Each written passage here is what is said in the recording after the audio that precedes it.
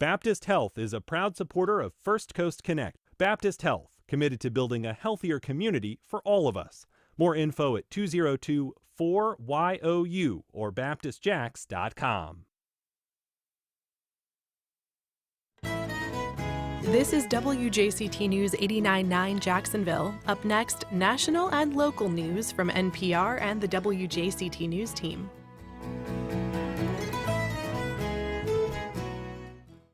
This and all public broadcasting outlets this morning. Here to talk about what happened overnight and what it all means to us here at 89.9 is David McGowan, President and CEO of WJCT Public Media. David, thanks for being here. Sure. Good morning, Ann. So we've talked a few times on this program about trying to prevent this from happening, and now it has happened. We have indeed. It has happened, yes. So, breaking news overnight. Right. So what's next? Well, I think what I would like our listeners to understand is that this is something that's going to affect every public media organization across the country and WJCT Public Media right here, right away. We spoke earlier about the state withdrawing its funding. That funding was due to begin this August, literally next month. And now with the House voting last night by a vote of 216 to 213 to rescind money that had already been appropriated, that means that the monies that public media organizations would be receiving starting in October now will disappear. So it's really an immediate effect. It's hard to know exactly what the impact of that will be over time, but clearly the kind of magnitude that these cuts represent will have an impact. For WJCT in particular, we're talking about the loss between the state and the federal government, the Corporation for Public Broadcasting. We're talking about an annual loss of approximately $2 million a year from our operating budget. And so I can't imagine trying to manage. It's like, trying to fix a car or fix a plane while you're driving it, but you're Sure. actually looking at funding that is in motion right now. Funding that has been secured is now being lost and That's has right. in some ways been spent. Yes, I mean, we have commitments, as you know, to a range of suppliers, including people you may not like to think of them as suppliers, but NPR, for example, PBS, large checks that we write. We talk about that during our pledge drive all the time, right? That these are some of the largest expenses that this organization has. And so, yes, we have commitments to those organizations going forward. Those budgets have already been published and in many cases agreed to. There will be negotiations, I believe. I'm confident that there will be discussions and negotiations with those organizations because the economics of public media simply don't work in the same way without the federal support that we've all received now for many decades. And so, as you're forecasting our future here at WJCT, I'm sure that there's all kinds of unwelcome considerations that you're having to make, whether it's staffing, whether it's, whether we can continue certain programs, our educational outreach, whether it's, programs like this one. I don't know, kind of how you're putting all of those together. How are you communicating, first of all, internally here with our staff? And Well, you would know the answer to that. Yeah. and externally with our donors. Well, I think the essential message that we are communicating externally, let me start there, that we're communicating externally to all of our stakeholders is that every dollar that this organization uses to provide services, and those services include things like Morning Edition, which folks may have just been listening to, or this program, or the independent film series that we operate and have just had a screening with the Cummer Museum this week, our Lunch and Learn series, our local education workshops for young families and learners. All of those services now are entirely dependent on funding from this community. Of course, we have some corporate supporters, which we're very, very grateful for, but individual donors in particular are really, always have been, the lifeblood of this organization, but now that takes on even more importance. And more breaking news. I do want to announce on your program this morning that our Board of Trustees, which again is all local people, all locally serve as volunteers, they have stepped up and provided a matching fund uh, for all new contributors. So we really, we're going to have to essentially double the amount of funding that we receive from this community. And so in order to do that, we know that we're going to need to welcome a lot of folks who haven't given before. We don't know the exact percentage of listeners, for example, who support WJCT on the radio or viewers who support on television, but it's a number that's less than 10%, Mm. right? So that, to me, gives me some hope that if we can move that number meaningfully forward, and we have done, we've grown our base of support over the last few years um, meaningfully. It's become a big reason why we've been able to grow the services that we offer. But we're going to need to accelerate that path. And so that match is really there. If you're listening today, and it's not a pledge drive, Ann, but I do want to say that if you're listening this morning and you've not given, and we understand there are lots of reasons not to give, but we ask you to consider giving now. And again, if you're a new donor, your gift will be matched. And we do kind of have regular pledge drives on this program. I think that we're going to be doing a little bit of that next week. But what is is giving, front loading a donation or a gift at this time more important than sort of waiting to an official drive? I mean, what is the timeline in terms of urgency? Look, I think this is an important thing also to talk about is obviously this is a very sudden and immediate impact. And in that sense, it's urgent. But this is really part of a long-term shift in our business model that now simply has to accelerate. And so it's not, if you are one who prefers to say, look, I'd like to give you, $10 a month or $50 a month or $100 a month, that's great. That's perfect. Sustaining membership that is predictable is the best kind, the most important kind to us because we can plan around it. And that's one of the things that has been suddenly pulled out from under us is, the federal money. People may not realize that the federal money was provided on a 2-year advance appropriation. It was done that way in the original Public Broadcasting Act for 2 reasons. One is to give some planning horizon, but the other is to protect public media from political retribution, right? And to have the funding cycle be not in the current term, if you will, of Congress. And that now has been kind of ripped apart and torn asunder, and that planning advantage that we have from knowing that that funding will be there as the base of all the other money that we raise is also gone. So anything that folks can do to help us fill that gap, but it is a gap that we're going to need to fill over time. This is not a one-time emergency. This is a long-term shift. And there are additional cycles of funding coming up.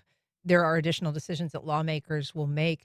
Has the period ended? Has the window closed for people to make appeals to people that are making these decisions? I mean, that's a good point. We will go through an appropriations process in Congress, just as we always do every year. We will undertake that process again, both at the state level and at the federal level. And I would say from where we sit today, that feels like an uphill climb, but we will make every effort to seek a restoration of funding for public media because we believe it's important and it's the base of an industry that has served the American people very well and has been a great value at approximately $1.60 per American per year is the money that has gone to the Corporation for Public Broadcasting and that has provided community service grants to stations like WJCT. But that money is gone, and I think it would be foolish for us to sort of count on it coming back in the near future. It's interesting. Ken Burns was being interviewed on NPR this morning and noted that, the entirety of the budget for public broadcasting is essentially less, than half of a B-2 bomber. I mean, it is a Sure. vanishingly small part of the budget, but it means so much to individual stations. It does, and I want to say I think we understand that there is a focus on cutting costs at the federal government level, and we could debate, whether it's important or worthwhile to focus on an amount that's such a small amount and provides great value. And I will also say that I think we know that there are many listeners today who probably think, you know what, you don't like federal funding. That's not really a great model. We don't really want our public broadcasters funded by the federal government. And I say, okay, well, now's the time to prove that the community can actually support organizations like WJCT at the level that allows us to provide the services that the community depends on. All right. David, if people do want to do something before an official pledge drive, I mean, what's the best? WJCT.org/donate. It's always there. It's a great way to go. You'll be seeing messages from us across a range of media, emails, social. So just go there. It's easy. We're easy to find. All right. Well, I know you've got some tough decisions to make, but we really appreciate you making time to talk to us about it. Thanks very much, Ann. David McGowan, President and CEO of WJCT Public Media. We're going to take a short break. We'll be back in just a minute with our Friday roundtable guests.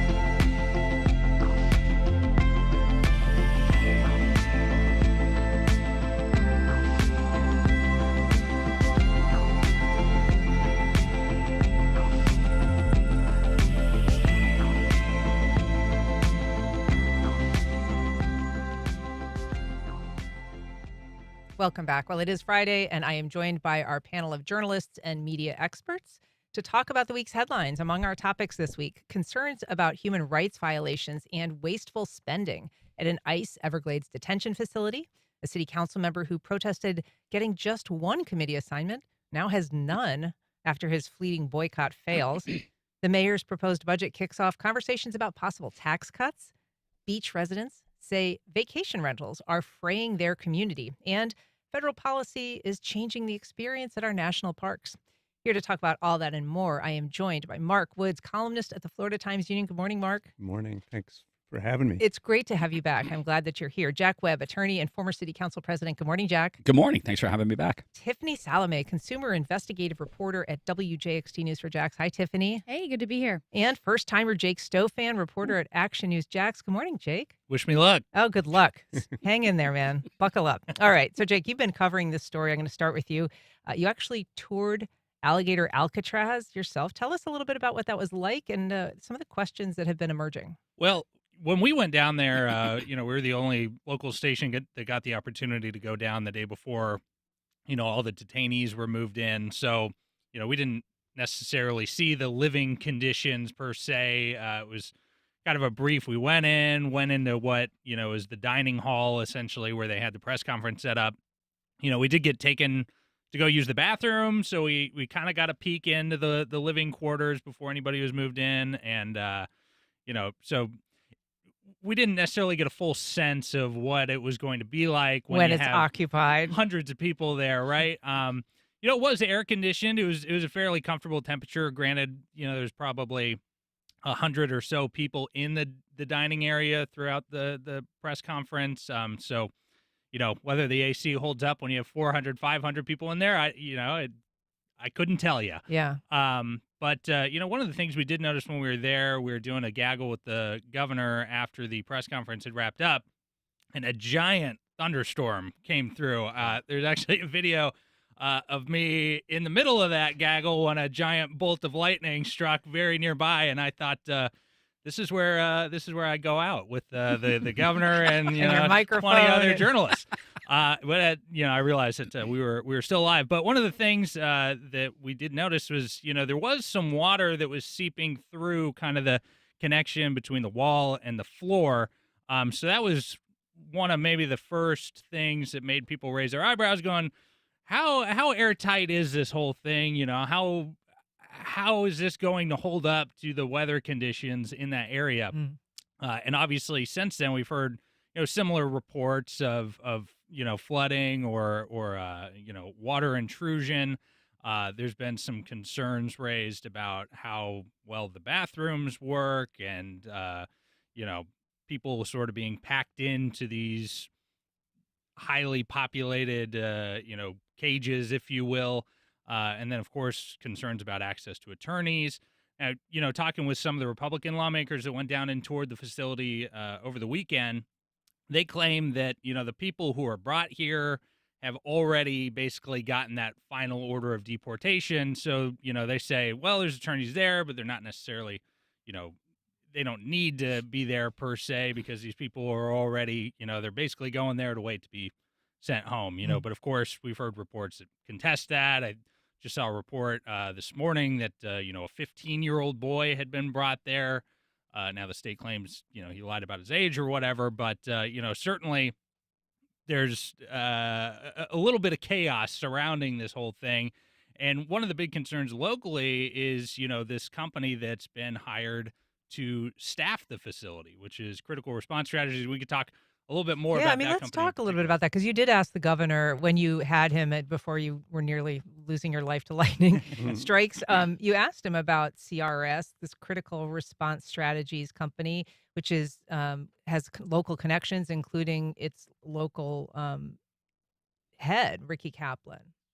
Yeah, well, Ricky Kaplan is the head of Kaplan Ventures, which Kaplan Ventures CFO is listed as the manager of Critical Response Strategies on Sunbiz documents. And I went to the address, and Critical Response Strategies suite in this business complex or whatever is the same address as Kaplan Ventures. So what exactly is the association between Ricky Kaplan and Critical Response Strategies? I couldn't tell you exactly, like, how involved is Ricky, but obviously there's a lot of crossover between these two groups. But what we've been able to find about Critical Response Strategies, the company was formed back in 2021. About a year later, it got its first contract with the state. Since then, it's gotten 44 more, including the Alligator Alcatraz contract. And between 2022 and up until it got this contract, all the 44 contracts it had gotten totaled about $78.5-ish million. So there were generally smaller contracts. They had a lot to do with disaster relief, some nursing, staffing contracts, but nothing related to running an immigrant detention facility. So a lot of lawmakers, State Representative Anna Escamani, local State Representative Angie Nixon, have been raising concerns about, what is this company doing staffing this facility? What is the expertise that it's bringing and ensuring that the people who are working there know what they're doing, know the rules and regulations around these types of facilities, what's permissible and what's not. And unfortunately, all of our efforts to contact Critical Response Strategies or get answers about the company through the Division of Emergency Management have gone completely unanswered. So, they're just kind of outstanding questions, and nobody is providing any explanation to anything we're asking. And one thing that's making life a little difficult for reporters like yourself is that, some of the documents that have been posted on the on the state's website have been pulled or sometimes changed. Sometimes information's been scrubbed from websites. And so that seems to be an ongoing issue in terms of, tackling what's really happening there. I just want to reset for a second. If you're just joining us, we are talking to Jake Stofan, Jack Webb, Tiffany Salome, and Mark Woods about the week's headlines. You can join our conversation by calling 904-549-2937. You can email firstcoastconnect@wjct.org, or you can reach out on social media at Facebook, Instagram, or X at FCC On Air. Mark Woods, I want to ask you a little bit about this because you've been following this issue as well. You recently wrote a column noting the enormous costs that attend this facility in the Everglades, and you had a pretty clever comparison in terms of what one might expect for a $400 a night bed. Yes. First of all, I wanted to say a little tangent. I appreciate what public media does. I wanted to say that today. Oh, thanks, Mark. Appreciate that. But yeah, I think a lot of the focus initially was kind of on things like due process and human rights and environmental issues. But yes, I kind of wrote a column pointing out that there's other concerns that would seem to be at the heart of conservatism would be the law and money. And $450 million a year. If you break that down per bed, With 3,000, if it's 3,000, comes out to about $410 a bed a night. And yes, I noted that right now, if you went to South Beach in Miami, you could get a room at the Fontainebleau, a special for 409 a night. So it's And the toilets do work, and yes, there yes, are no mosquitoes, but yeah. Fontainebleau, yeah. Um, so it feels like, yeah, there's not a lot of questions. Well, questions are being asked, but they're not being answered. Kind of going back to what Jake was saying, how hard it is to get at things, and this is all being done with the governor using emergency orders that goes back to 2003. It's been going on for 2.5 years, and this is kind of the most dramatic use of it. But no bid contracts, unilaterally, um, spending money, making contracts, and it's hard to figure out how that money is being spent. And I kind of tongue in cheek said, if only we had an agency that looked at waste, fraud, and abuse. If Right. the nation had one of those, or the state formed one of those, because And of course, there is state Doge and there is federal yes, Doge, yes. and that is supposedly its marching orders. Yes, and they are looking at a lot of other things, but they don't seem to be examining what's happening at Alligator Alley from a financial standpoint. And you kind of Alligator alluded Alcatraz. I keep saying that. Yeah. Alligator Alley and Alligator Alcatraz. Tiffany, this is all happening. Mark kind of alluded to under this emergency authority that the governor has, and so that allows for things like land to be kind of taken as this property was to be used for this purpose, appropriations to be made on an emergency basis and not go through the usual kind of bid process. So these contracts are able to be let without perhaps the scrutiny that they would typically receive.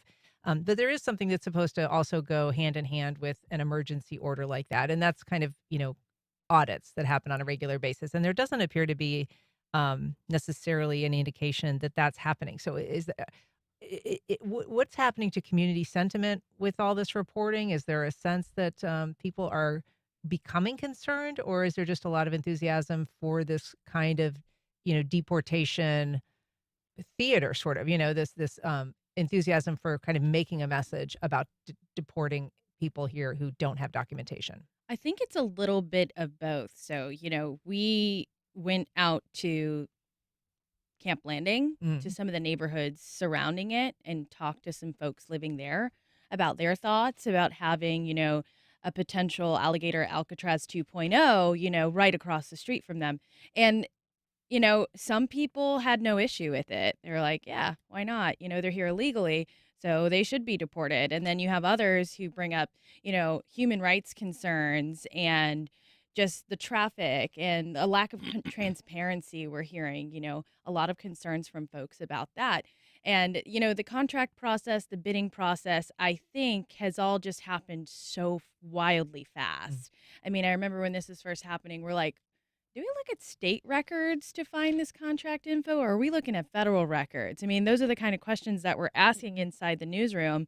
And then you also have a lack of competitive process for these people who are, bidding to develop Alligator Alcatraz. And a lot of people have concerns that, that might be leading to poor conditions because, ultimately, this does lead to a lack of oversight. Right. And are these people, to Jake's point, experienced enough to kind of handle this?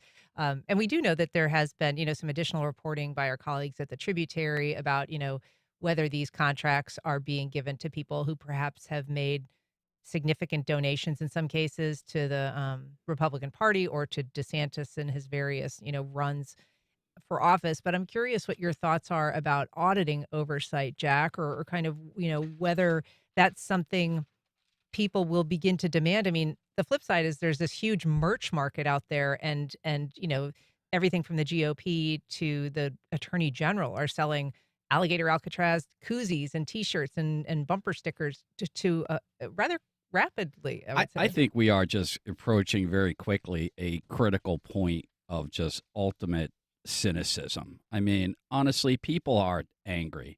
I'd use the P word, but I'm not going to do it on public radio. But I think there's a great level of frustration out there. But to your point, who's going to do the audit? The CFO? Our new CFO? Blaise Ingoglia. Yeah. I was mentioning before. Who's got, we should say, close ties to Ron DeSantis and very much. And so the with state of GOP. the state of Florida now has a CFO who is responsible for these types of functions, who's not a college graduate. I'll just leave that there. Okay, so that I think that addresses the audit function. But where's the legislature? Where's the legislature in all of this? Like Jake said, by the way, Jake, kudos on gaggle with the governor reference. I like that a lot, by the way. Yeah, but where's the legislature? Where's the speaker? Where's the president of the Senate? Where's the accountability? Where's I just think that Well, at some point, the attorney general, right, would the attorney general, exactly. I mean, like he's you the say, one who announced it. right. he's the right. one who's selling the merch too. So I mean, this is I don't. It's just very disheartening, dispiriting, and the whole connection between Matt Fenner and Will Atkins. Explain to us who those people are, because not everyone will Fenner, know. I guess including- Fenner is the CFO of Critical. No, he is the CFO of the Kaplan Ventures. Okay, right? Am I right? Yeah. Yeah. Yep. Okay. And Matt and Mr. Kaplan are joined at the hip. I guess Mr. Kaplan made a lot of money. God bless him. In IT healthcare, and and Mr. Fenner is associated with. I went on Sunbiz and screenshotted at least 30, 40 different LLCs, corporations in the state of Florida, where Mr. Fenner and Mr. Kaplan have interests. In fact, Mr. Fenner is he's the registered agent for Mr. Kaplan's family offices. In the world of private equity, big money, you have your corporate money and you have your family money, your private money. So Mr. Fenner apparently is involved in the management and diversification of Mr. Kaplan's interests around the state. So if you've got 50 different corporations, that gives you a lot of opportunities to write a lot of checks to a lot of different politicians and elected officials in the state of Florida with very, very limited scrutiny. So to the extent, what expertise does Mr. Kaplan's group, Critical Response Strategies, bring to the table? It's called cash. I want to take a call, if I can, from Daryl in St. Augustine. Daryl, go ahead. Yeah, good morning, Ann. Great show. I'm so sorry to hear about the lack of funding. All of you deserve a raise, not a reduction, that's for sure. You're the only ones who provide any kind of fair journalism, as far as I can see. But as far as the Alligator Alcatraz, it's another example of a transfer of our tax dollars from the government to big corporations. In this case, they're profiting from the imprisonment of people. It has nothing to do with deportation. It has nothing to do with safety. It has nothing to do with criminals. It's about a transfer of money to the people I want to transfer the taxpayer dollars to. It's done in the medical system. It's done with everything. So that's my comment, and it's just so sad to see, arrest somebody, throw them in jail, throw them in prison, throw them in Alligator Alley, and make money from it. And it just makes me want to gag. Daryl, thanks. Thanks so much for your call. Mark, I think you were about to make a comment there. Well, I was just going to come back to the audit, and this fits into what he's asking. This isn't just something that would be nice. It's the law. Mm-hmm. I mean, it was signed by Governor DeSantis, signed it himself, that if an emergency lasts more than a year, the Auditor General shall conduct audits of contracts, expenditures. We're 2.5 years into this, and there hasn't been a single audit. And that was a big deal before Alligator Alcatraz. Now it feels like it should be a huge deal. I mean, these things should be transparent. We should be knowing what Jake started talking about, what we've all been talking about. We should know what's happening, how that money's being spent, who's being hired. These emergency powers give the governor this great latitude to do all these things. The oversight is supposed to come after the fact. Mm-hmm. So we're not getting it happening before, and we're not getting it happening after. And that isn't just, it would be nice, that's the law. There has been, it's the after, but it is also catching a lot of people sort of off guard in terms of, records that have shown that county officials perhaps didn't know that these, facilities were arriving, or kind of when they were arriving. There was some question locally as well. I do just want to take a listen, because Tiffany mentioned Camp Blanding, and the governor did address that particular facility here in Northeast Florida this week. Let's take a listen.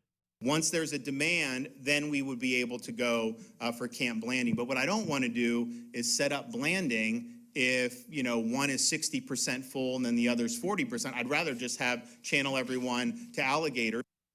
So, this could or could not happen. We don't know what kind of capacity they're going to reach. We know that the federal government is urging states around the country to build similar facilities to Alligator Alcatraz. They think it's a great idea.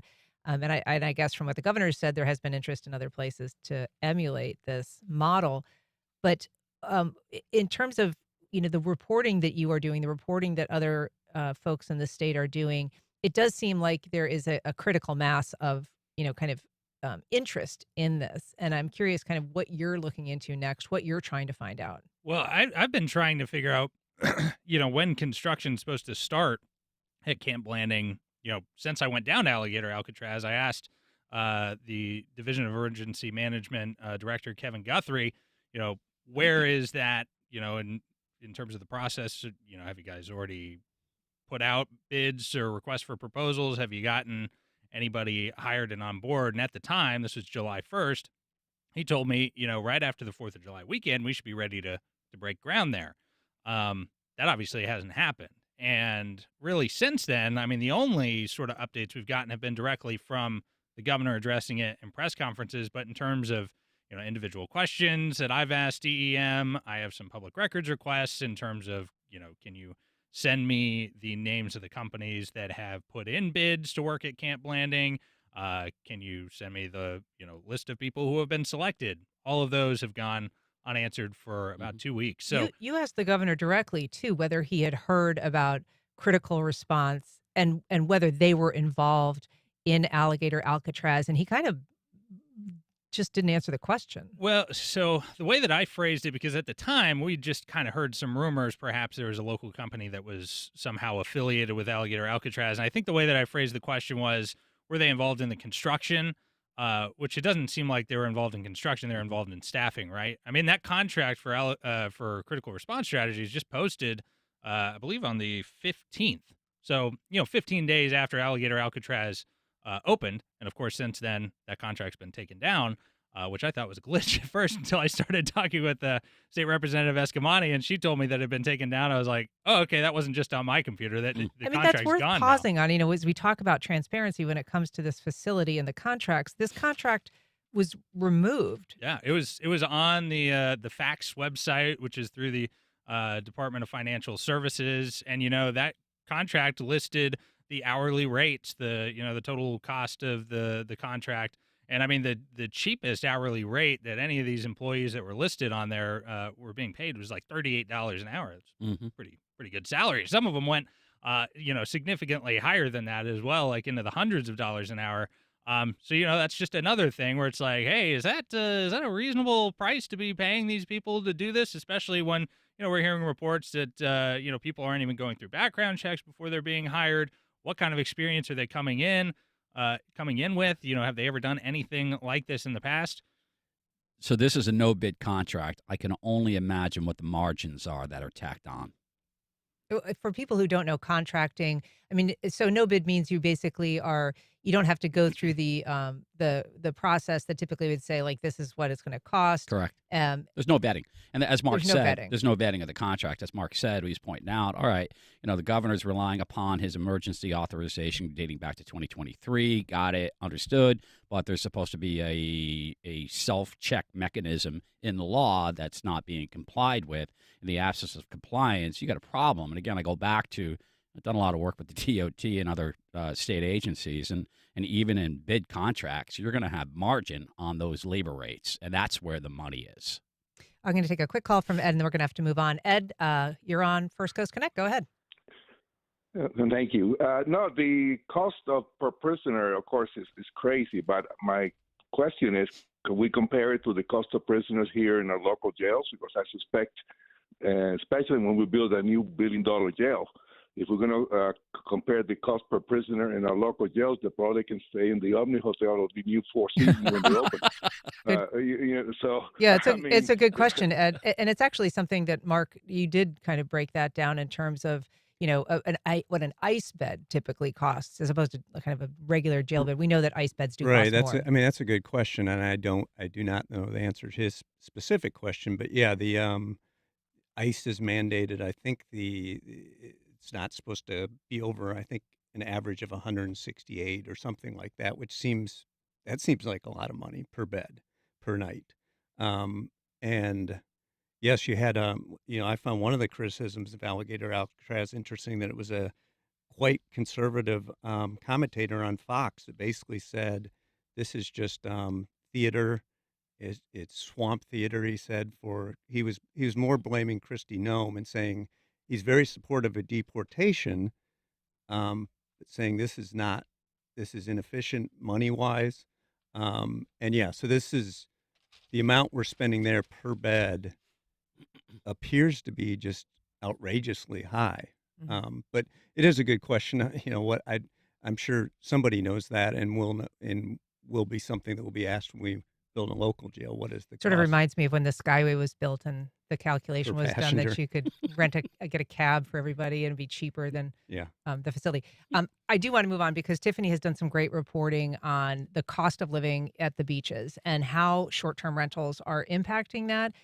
If you'd like to join our conversation, though, you can give us a call at 904-549-2937 or email firstcoastconnect@wjct.org.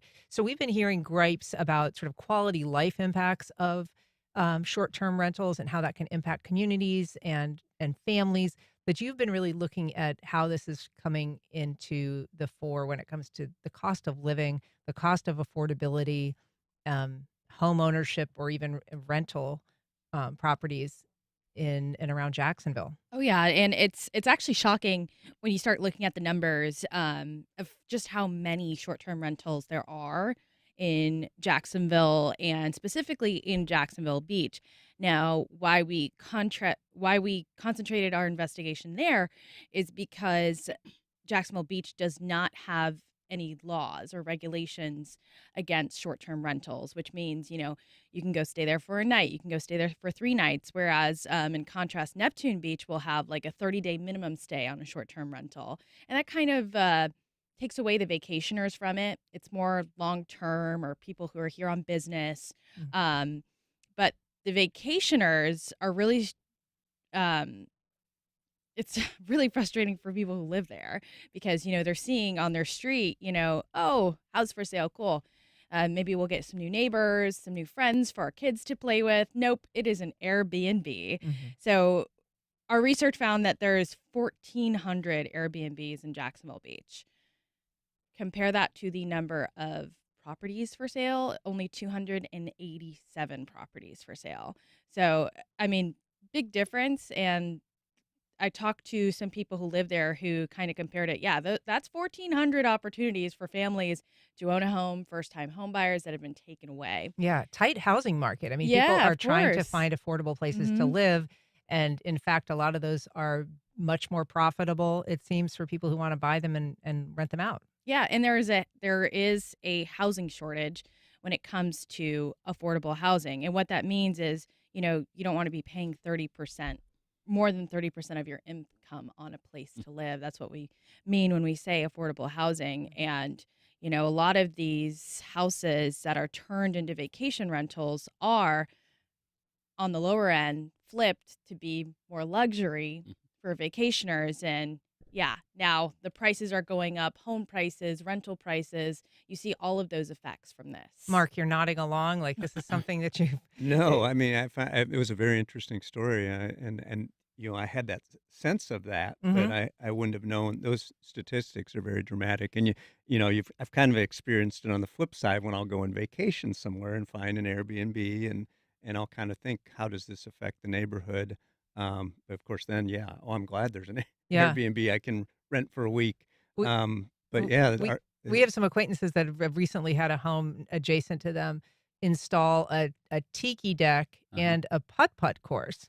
Nice. Yeah. So, if you're going to vacation, sure, that sounds like a fun place to maybe go with your kids or your drinking buddies, but you could see how that would not necessarily inform the flavor of kind of like just a regular residential neighborhood. Well, one of the things I thought was interesting about your report, I would have just assumed that it would be the opposite, that the more Airbnbs you have, the lower property values would get, because you would think people wouldn't want to live next to it. So I just thought that was kind of interesting that study out there showed that it actually, increased rents and home Interesting. prices. Well, what I find interesting about it is that this is based on your reporting again. That is my understanding is that there's a limitation as to what the local municipalities can do in certain circumstances, because if they didn't regulate this stuff as of a certain date, now, according to state law, they're prohibited from doing so. Yeah. Great. Once again, a centralization, loss of home rule because of Tallahassee, all right? Overreaching by the legislature. All right, so Jacksonville Beach is now precluded from being as effective in controlling this as they possibly can.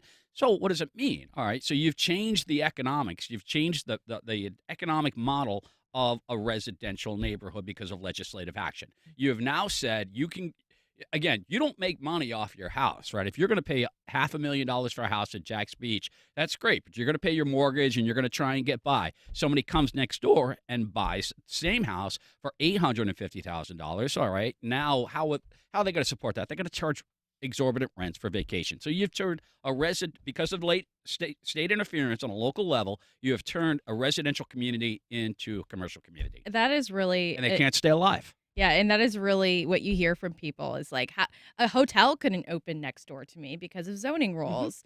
So how is this Airbnb allowed to, operate as a business? It's interesting. We actually just got an email about that saying that short-term rentals also affect hotel sustainability since they don't pay the same local taxes that hotels are required to. They, of course, don't very often have the same requirements for things like parking or, even necessarily the same kind of emergency facilities that might be available at a regulated facility like a hotel. But yeah, to Jack's question about, the local control, that was a law that basically said if you didn't have any rules in place prior to 2011, you can't make those changes now. And there are very few communities, Neptune Beach among them. Yeah, and there are, some ordinances around noise in Jacksonville Beach, but nothing really that stops short-term rentals from operating and making a profit.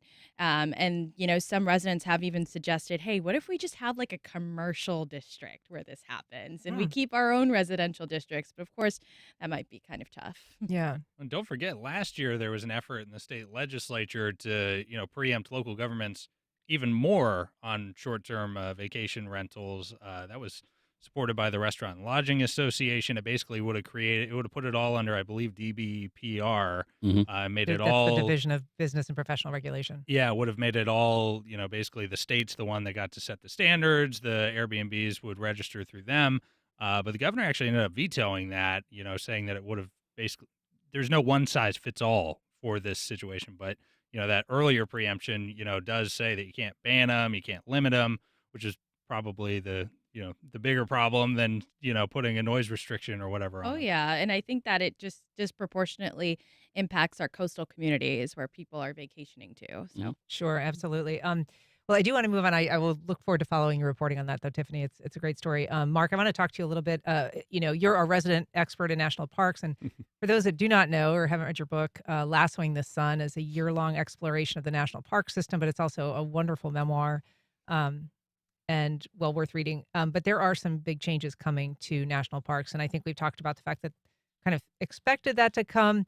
But this is now manifesting close to home in the form of some heftier fees for people to access some of these places, including in Ocala. I should probably preface that story you linked to is Ocala National Forest is not a part of the National Park Service. It gets a little convoluted. That falls in another section of the Department of Interior.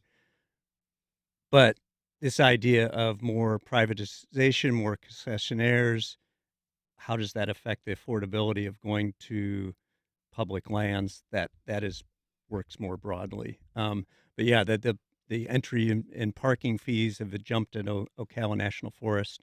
And yeah, there's concerns about that happening at Yosemite's and Yellowstone's and those places. So that we've cut.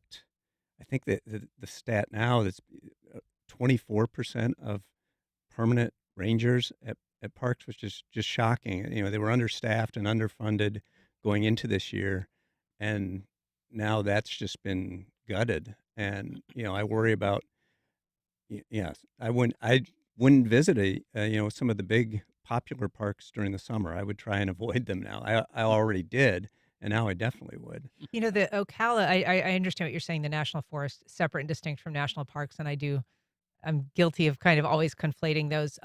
The fees that they were talking about were basically increasing like per person from about $5 to $13, and then an additional $20 in parking. But I wonder if you could kind of walk us through again the path of, towards privatization when you have cutbacks, when you have funding that's reduced, sort of the argument that's then made to, move towards privatization because the government agency isn't able to handle the responsibility.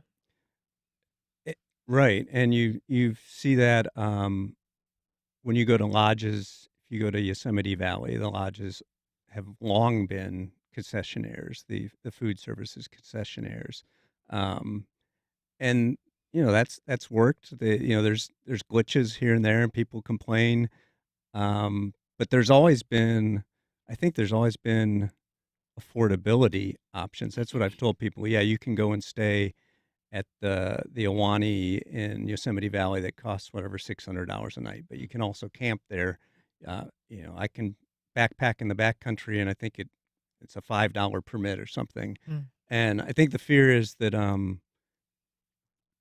moving the needle farther and farther that way, a lot of that affordability could disappear if you privatize more and more, sell off more public lands. So yeah, that's one of many many issues going on with the national parks and public lands in general right now. I would be remiss if we didn't at least touch on the city news about Jimmy Peluso. He was kind of given short shrift with a single committee assignment by the council president. He protested. He chose to boycott that first committee meeting, and then he got bounced from even that one. So what's going on with that, Jake? I think Kevin Carrico told us yesterday that you can dig your way out of the basement. So perhaps there's hope for Peluso yet to be able to get back on a committee. But in general, Peluso didn't seem like he felt like he was unable to represent his district in this way. His bills are still going to go through all the committees. A lot of times you have council members sit in on committees as well, and share their thoughts, whether they're able to vote on legislation or not. And of course, he'll still have a vote on the full council. But Peluso he's been perhaps more of a loud voice on council when it comes to pushing back against a lot of stuff. I'm thinking of the speech that he gave at the first Duval Doge meeting. Got a lot of headlines, had a lot of sound bites in there. So I mean, Peluso and Matt Carlucci were actually the two council members that were only given one committee assignment. They're kind of put on the transportation committee, which doesn't generally see a whole lot of action. Yeah. Yeah, not a whole lot of super consequential legislation goes through there. So I think maybe there's still some hope that they could work out their differences, but they don't seem to get along very well. Jack, just about 5 seconds. Mr. President, you can do what you want, but Jim King used to tell me all the time, Jack, someone's got to be the adult in the room. I'll leave it at that. All right, Mr. Grown-Up. All right, well, thanks so much for being here. It was great having you, Jake Stofan. Well, thank you also, Jack Webb, Mark Woods, Tiffany Salome. Really appreciate it. And we'll be back in just a minute with our favorite neighborhood maven, Mr. Al Pete.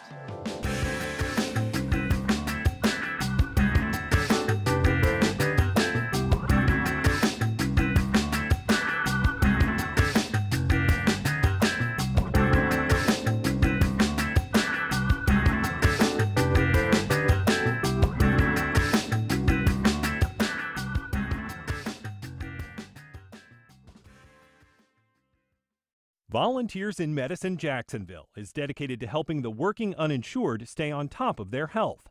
High blood pressure is a silent killer. A healthy reading is under 120/80. Learn more at vimjax.org. Terrell Hogan Law. I'm Wayne Hogan. When people are hurt through no fault of their own, finding the who, what, when, where, why, and how that led to the accident is critical to proving the truth. More at terrellhoganlaw.com. Don't Miss a Beat presents The Lion King Jr., the conclusion of their 6-week Broadway Experience summer program. Performances will be held at the Ritz Theater July 24th and 26th. Information at don'tmissabeat.org. How advocates work for patients who can't speak for themselves. I'm Dr. Joe Servin. Join me tomorrow at 4 for What's Health Got to Do with It, only on WJCT News 89.9 Jacksonville. On the next Florida Roundup, millions of Floridians rely on Social Security each month to make ends meet. President Trump pledged to get rid of taxes on Social Security benefits. His new tax and spending law instead provides a new tax deduction if you're at least 65 years old. Is this a distinction without a real difference if you're collecting Social Security? What does the $6,000 tax deduction mean to you if you qualify for it? Email us radio@thefloridaroundup.org. I'm Tom Hudson. Then join us Friday noon until 1. The Senate approves President Trump's request to take billions back from foreign aid and public media. Also this week on the Friday News Roundup, tariffs start to show up as inflation pain, MAGA infighting grows over the Epstein files, and the Trump administration shows thousands of additional federal workers the door. That's next time on 1A. Today starting at 10 on WJCT News 89.9.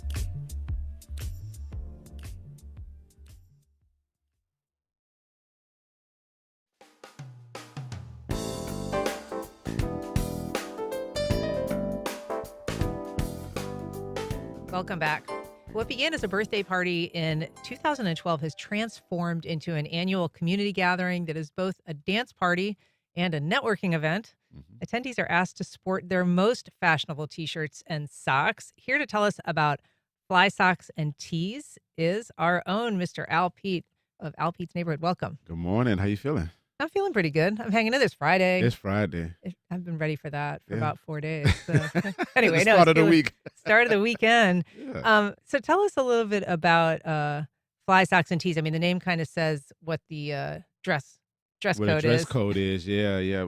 Like I said, it started as like a birthday type of thing in 2012. It was like, we need to do a birthday. And I was like, well, for my birthday, I don't want to do anything dress up.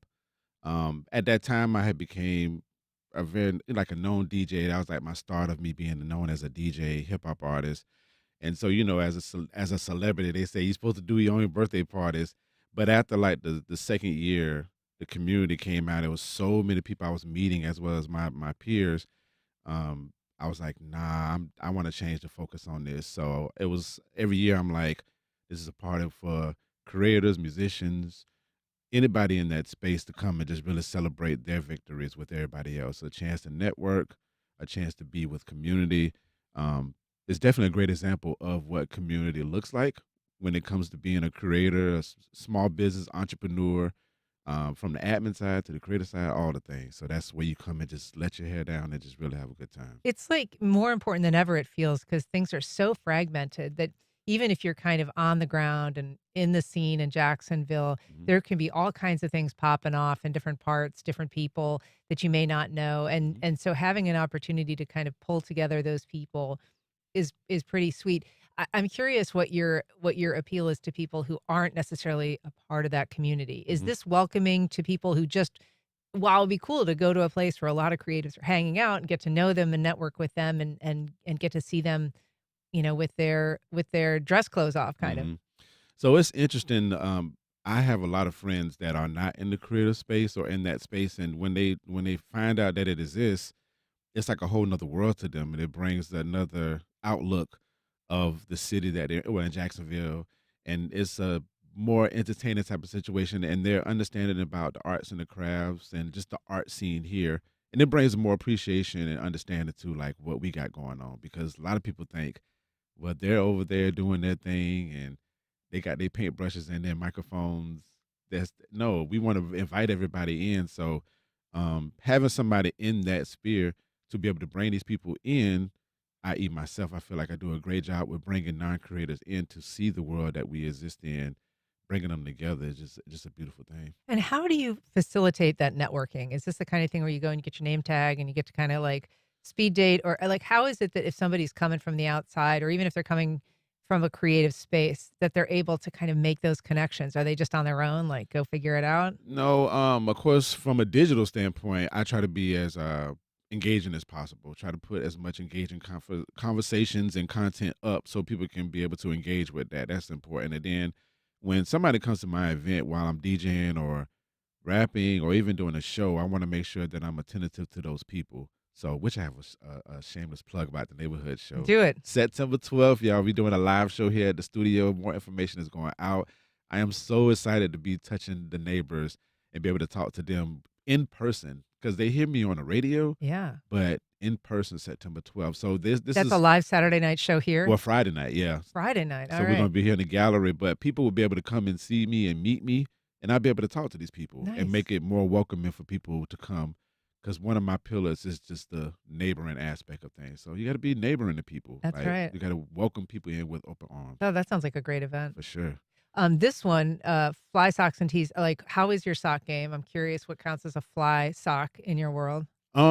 So you can't see it now, but I have on like a lavender sock. And so the lavender sock matches the lavender in my shirt. I can Shouts out that- verify. Wow, you got the shoes too. Yeah, so it matches. So that constitutes as a fly sock. Or you can put a print on there. Like I have a favorite Jacksonville Jaguar socks that I wear. And they're just funky. It's Jaguars and it's just like that Argyle style type of joint. So Today you're that's- sporting the EWU, which is the orange and lavender, and I can attest, but you can also check out our live stream if you want to see Yeah. this fly shirt. Indeed. So tell us how, where and when the event. It's July 19th, which is Saturday. Yep, tomorrow, July Tomorrow, 19th. yeah. Yep. So doors open up at 7. Everything gets going at 8. You can get your ticket at flysocksandtees.eventbrite.com. And yeah, come through and check us out. And Even it's if you at don't have Emerald the socks. Station. Yeah, Emerald Station. Even if you don't have socks or a shirt, please come out and have a good time. All right. Well, Pete, it's always a good time to have you here. Thank you so much for being here today. Thanks for having me. All right. Thank you for listening. That's our program. If you have feedback or suggestions, you can send either to First Coast Connect at WJCT.org. And if you missed anything, you can catch our rebroadcast at 8 o'clock tonight or find our entire archive on your favorite podcast platform. Don't forget to listen Saturday at 4 when neurologist Dr. Joe Servin discusses the dangers of blind spots in women's health care. That's on What's Health Got to Do with It. The executive producer of First Coast Connect is David Luckin. Our show is produced by Stacey Bennett and directed by Brady Coram. Our theme music is performed by Club de Belugas, and our interns are Jessica Lee. Support for First Coast Connect is provided by Baptist Health and the North Florida TPO. Baptist Health is a proud supporter of First Coast Connect. Baptist Health, committed to building a healthier community for all of us. More info at 202-4YOU or baptistjacks.com. The North Florida TPO is dedicated to transportation planning, funding, clean fuels, and new technologies for a vibrant, resilient, and connected region. More information available at northfloridatpo.com. Congaree & Penn, dedicated to agriculture and culinary endeavors, offering field-to-fork dining and outdoor experiences on over 300 acres. Sip, dine, explore. Information at congareeandpenn.com. This is WJCT News 89.9 Jacksonville. Up next, national and local news from NPR